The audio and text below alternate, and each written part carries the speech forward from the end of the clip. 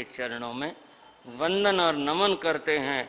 अगर एक सच्चा और महान शिष्य देखना हो तो गौतम स्वामी को देखो, उनके चरणों में नत होते हैं और गौतम स्वामी को कुछ बातें, हालांकि विषय तो कुछ और ही था, परंतु मन हुआ गौतम स्वामी की चर्चाओं का, तो कुछ मैंने आपके सामने प्रस्तुत की हैं। हाँ जी, कुछ तो 11 तक बजा। हाँ जी, शाह को जिन शासन गौरव गाते हैं, जिन बोलो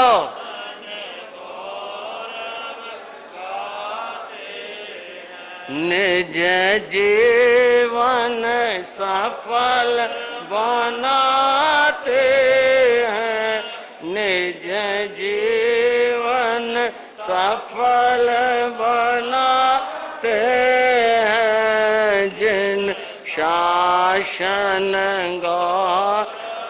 गाते हैं, जिन शासन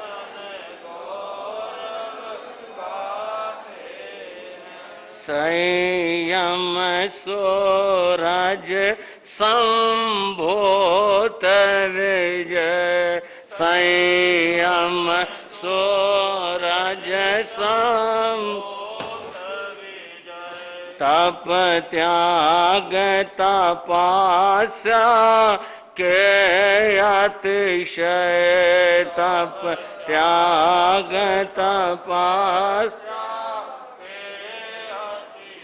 भव तारण तारण काते हैं, भव तारण तारण काते हैं, जिन शासन गौरव गाते हैं, जिन शासन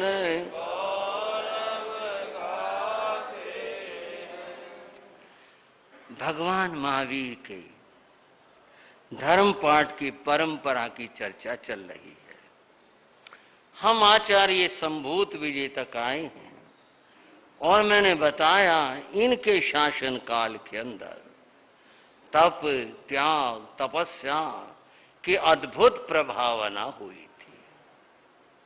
और ये भी आपको ध्यान होगा, मैंने बताया था कि यहाँ एक त्रिकोण बनता है, संभूत विजय, भद्रबाहु स्वामी, अब तीसरा नाम आप बताओ, स्थूल भद्र।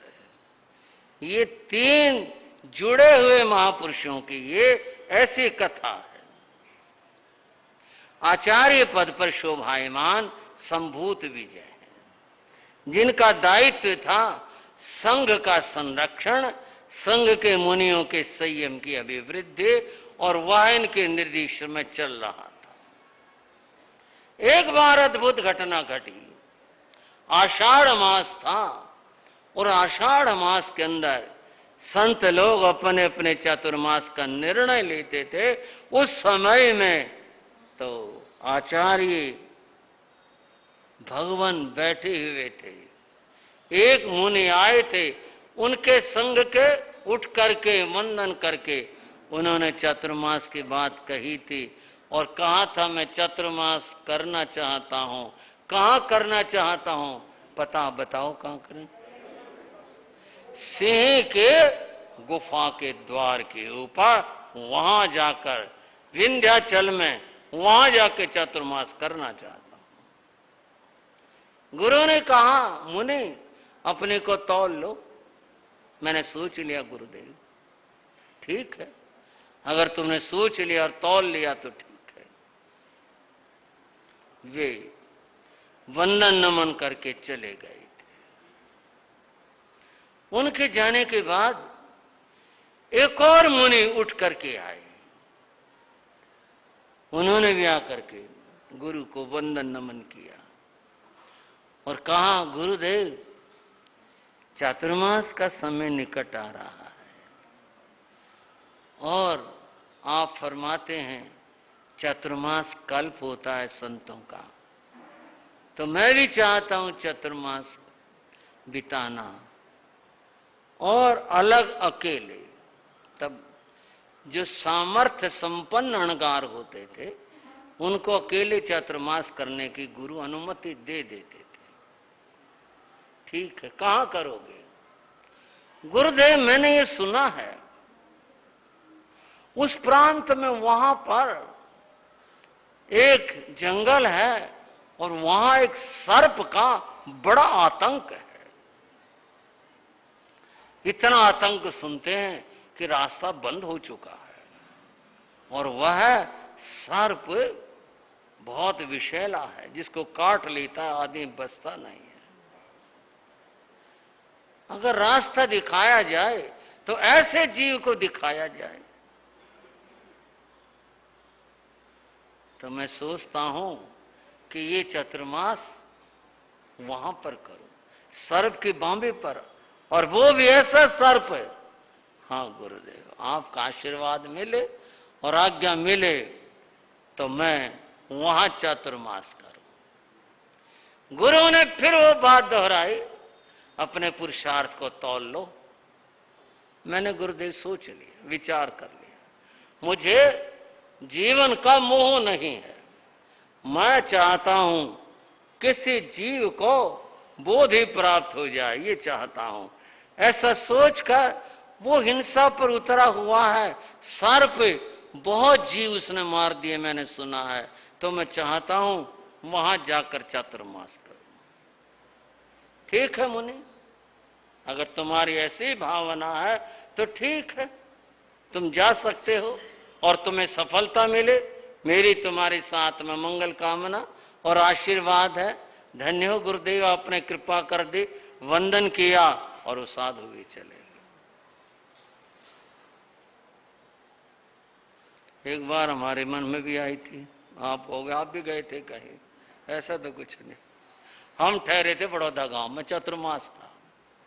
एक दिन कुछ चर्चा चल रही थी, भी बड़ौदा कैसे बसा था, क्या हुआ था। वहां एक जगह है, उसका नाम सहीड़ी खेड़ा है, एक रास्ता है, तो जगह है, एक खेत सा पड़ा हुआ। बोले पहले गांव यहाँ बसा था, यहाँ से फिर ऐसे गया। बस यूं ही एक बस मन का भाव, कुछ थोड़ा लिखने का था। मैंने कहा मैं सहीड़ी खेड़ा की जगह देख के आएंगे। बोले महाराज कुछ नहीं है, जो कलर पड़ा, जमीन पड़ी है। मैं चलो घूमने तो जाते हैं, आज उधर घूमे आवे। बोले चल पड़ो, चल पड़ो। 5-7 भाई चलते ही थे वहां पर, हर रोज ही चलते थे साथ में। वो 5-7 भाई जो आने वाले थे वो साथ में चले, चल पड़े। एक बोला अरे एक आधे टंडी ले लो, अपनी भाषा बोले एक आधे टंडी ले लो, डंडी को कहते हैं। और एक भाई लाठी ने उठा लाया। मां क्या बात है, लाठी काय वास्ते लाई? बोले जी वहां सेड़ी खेड़ा पर सांप है और कई बार घटना भी होली। बोले वहां ऐसे नहीं जाना चाहिए। मगर लाठी लेके सांप देखने चलोगे, हमारा क्या काम है, हम सांप देखने जा रहे हैं, वैसे खेत में घूमने उधर जा रहे हैं। बोले ना महाराज ना, मामला ठीक नहीं है, यूं तो ये लाठी लेके चले, वहां फिर नहीं जाते हम, लाठी लेके सांप देख के आएंगे। और वैसे भी हमने सांप से क्या लेना है, रहने दो भाई, महाराज कह रहे ना, जान दो, जान दो भाई। लाठी रख दी, हम गए और शेरी खेड़ा सारे घूम कर आए। उन्होंने बता भी दिया, एक बॉम्बे थी, वो बिल सा ऐसे उनका दीमकों का, बोले जिसमें रहता है, कई बार देख लिया। पर गांव वालों ने भी कह रखे भाई मारना नहीं है किसी को, कोई बात नहीं है। वहाँ चले गए, हम भी देख चले, चलो कोई बात नहीं। निकला निकला है कुछ नहीं। कभी कहोगे आप भी सांप को बहुत देने गए थे क्या? मैं तो अपने घूमने की बात बता रहा हूँ, गए थे घूमे, हम भी जाया। वो साधु गुरु का आशीर्वाद लेकर और चल दिए चातुर्मास का। एक तीसरा साधु और उठकर आया, आकर गुरु को वंदना की। बोला गुरुदेव आज तो आप कृपा करने लग रहे हो सबके ऊपर, तो मेरे ऊपर भी कृपा करो। बोलो क्या बात? बोले मैं भी चातुर्मास करना चाहता हूं। कहां? गुरुदेव मैं भी अपनी परीक्षा लेना चाहता हूं। क्या परीक्षा लेना चाहता हूं? बोले मैं कुएं के मुंडेर के ऊपर खड़े होकर ध्यान में और चातुर्मास करना चाहता हूं। कौन सी जगह बताई? कुएं के मुंडेर के ऊपर। कुएं के मुंडेर पर? हाँ गुरुदेव, तभी तो पता चलेगा कि मेरे ध्यान की क्या स्थिति है और कैसी स्थिति है। मुनि देख लो, कई तरह की बात है। लोग पानी भरने भी आते हैं, महिलाएं भी आती हैं, लोग चर्चा भी करेंगे और फिर वहां खड़े रहना, एक जगह खड़े रहो। तो उन्होंने कहा न कहा, ये तो मैं कह रहा हूं, पानी को देखते रहो तो चक्कर आना शुरू हो जाता है। नदी के किनारे कोई पानी देखता रहो, पानी अपने साथ खींच लेता, पानी नहीं खींचता, दिमाग में वो धारा बन जाती है और आदमी आकर्षित हो जाता है। बड़ा मुश्किल काम है। बोले गुरुदेव यही देखना चाहता हूं। अगर ऐसा है, तुम्हारी ऐसी इच्छा है तो ठीक है, तुम्हारी मर्जी है। हमारे एक संत हुए श्री नेकचंद जी महाराज, ये गुरु महाराज योगीराज जी के तीसरे गुरु भाई थे, छोटे थे योगीराज जी से। उनको हमने भी देखा, श्री नेकचंद जी महाराज को। तपस्वी संत थे, बड़े सरल आत्मा थे। वो शीर्षासन लगा करके लोगस के माला करते थे। भाइयों, क्या लगा करके? शीर्षासन, सिर पर नीचे सिर, ऊपर को पांव, और एक माला लोगस्य की जपते थे। इतना उनका अभ्यास था। है ना, कठिन काम तो है। थोड़ी देर को तो कोई कर दे, थोड़ा बहुत कर दे, पर लोगस्य की माला करना मुश्किल का, और वो करते थे। एक बार उन्होंने संतों को दिखाया, जो दीवार के मुंडेर होते ना, मकान के मुंडेर दीवार, बोले वे इसके ऊपर शीर्षासन करता हूं। संतों ने कहा महाराज जरा हवा का झोंका, अगर बैलेंस बिगड़ गया गली में गिरोगे। बोले वे देखेंगे जो कुछ होगा। और उन्होंने मुंडेर पर शीर्षासन लगा और माला करके दिखा दी। बोले श्री नेकचंद जी महाराज के। कितना बड़ा आज वर्तमान की बात है यह। तो हमने देखा उस महामुनि को, कितने कितने हिम्मत वाले साधु होते, कितने विचित्र बात होती है। उन्होंने कहा कि मैं कुएं के मुंडेर पर चातुर्मास करूंगा। और गुरु ने कहा ठीक है, अगर तुम्हारी ऐसी भावना है और तुम अपने आप को ऐसा पाते हो तो ठीक है, जाओ, तुम्हें भी सफलता मिले। उसने भी वंदन किया और चले गए। एक चौथे मुनि और उठ करके आए। गुरु को वंदना की। इन मुनि का नाम स्थूल भद्र है। क्या नाम है? स्थूल भद्र मुनि। ये वही स्थूल भद्र हैं जिनके लिए हम रोज कहते हैं। हम क्या, जैन शासन में ही जिसका सर्वत्र नाम लिया जाता है, मंगलम स्थूल भद्राद्या। पहला मंगल भगवान महावीर से करते हैं, दूसरा मंगल गौतम स्वामी से करते हैं, और तीसरा मंगल स्थूल भद्र से करते हैं, और चौथा जैन धर्म से करते हैं। कोई ये सवाल करे, और इतने बड़े बड़े साधु हो गए, किसकी महिमा कहें वे कम है, सबकी महिमा परम्पार है। पर इनकी कथा है, इस कथा के कारण से प्रेरित होकर के आचार्यों ने इनका नाम मंगल के साथ में जोड़ा है और इनका नाम लिया जाता है। अद्भुत महापुरुष, विलक्षण महापुरुष, महानतम साधना इनकी। आए, गुरु को नमन किया। गुरुदेव चरणों में की विनती है, बोलो। जब मैं आपके चरणों में आया, आपने मेरे ऊपर कृपा की और मुझे दीक्षा प्रदान की। एक निवेदन करना मैं भूल गया, उसके लिए तस्मिच्छामि दुक्कड़ं करता हूं। क्या बात, मेरे ऊपर एक वचन का ऋण है, और जिसके ऊपर ऋण हो उसको दीक्षा नहीं देते। किसी तरह का कर्ज हो, दीक्षा नहीं देते।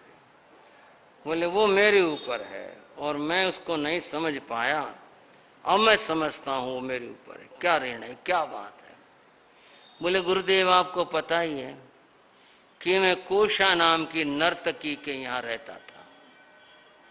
ठीक है, जब मैं वहां से चला उसने मेरा रास्ता रोका था। मैंने उसे कहा कि मैं जा रहा हूं, मैं दीक्षा लूंगा। तो उसने कहा था मुझे छोड़कर मत जाओ। उसने रास्ता रोका। मैंने उससे कह दिया अब मेरा रास्ता छोड़ दे, एक बार मैं फिर आऊंगा दर्शन देने के लिए, ये तात्पर्य था। मैं आ गया, ये आपसे निवेदन नहीं किया, मैंने ये बात कही थी एक बार मैं फिर आऊंगा। तो गुरुदेव अगर आप आज्ञा प्रदान करो तो मैं अपना चातुर्मास कोशा की जो रंगशाला है, जो उसका महल है, मैं वहां जाकर के चतुर्मास कर लूं। मुनि तुमने अपने आप को तौल लिया, देख लिया? हाँ गुरुदेव मैंने अपने आप को देख लिया, तौल लिया, आपकी कृपा चाहिए और मैं ये चातुर्मास वहां करना चाहता हूं। ठीक है जाओ, तुम्हारे को भी आज्ञा प्रदान करता हूं। बंधुओं ये 4 मुनियों की कथा, अद्भुत और विलक्षण कथा।